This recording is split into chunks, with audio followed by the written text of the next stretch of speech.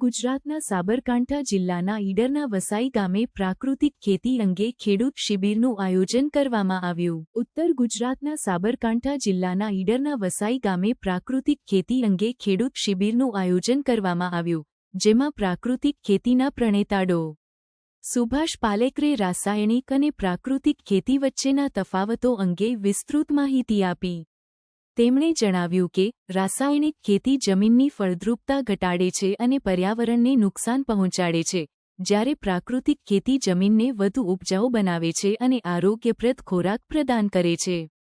આ શિબિરમાં રાજ્યપાલ આચાર્ય દેવવ્રતે પણ હાજરી આપી હતી અને જણાવ્યું હતું કે પ્રાકૃતિક ખેતી ખેડૂતોની આર્થિક સમૃદ્ધિ માટે ઉત્તમ માર્ગ છે।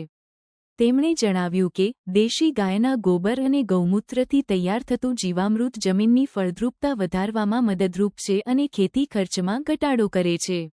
સાબરકાંઠાના ઈડર તાલુકાના નવા રેવાસ ગામના ખેડૂત મુકેશભાઈ પટેલે પ્રાકૃતિક ખેતી અપનાવીને વાર્ષિક નફો 3.20 લાખ રૂપિયાથી વધારીને 6.55 લાખ રૂપિયા કર્યો છે।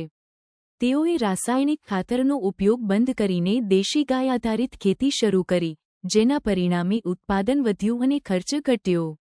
આ શિબિર અને ખેડૂતના અનુભવો દર્શાવે છે કે પ્રાકૃતિક ખેતી માત્ર પર્યાવરણ માટે જ નહીં, પરંતુ ખેડૂતોની આર્થિક સમૃદ્ધિ માટે પણ મહત્વપૂર્ણ છે।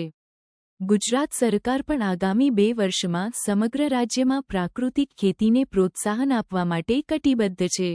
ગુજરાતમાંથી ખેડૂતો પધાર્યા છે। આજના સમયમાં જે પર્યાવરણ પ્રકૃતિને જે નુકસાન થઈ રહ્યું છે અને માનવના આરોગ્યને જે ભયંકર નુકસાન થઈ રહ્યું છે, કેન્સર, ડાયાબિટીસ જેવી ભયંકર બીમારીઓ આવી રહી છે, પરંતુ જો સુભાષ પાલેકર કૃષિ જો ખેડૂત કરતો થશે તો આવનારા સમયમાં રોગોથી પણ બચશે, પ્રકૃતિ, પર્યાવરણ, જળ, જમીનની પણ રક્ષા થશે। 19 અને 20 તારીખનું સુભાષ પાલેકર કૃષિ જન આંદોલનનું 2 દિવસની શિબિર આજથી શરૂ થઈ છે। એની અંદર આજુબાજુના વિસ્તારના સારા એવા ખેડૂતો હાજરી આપી રહ્યા છે અને મોટી સંખ્યામાં અહીંયા બધા પધાર્યા છે।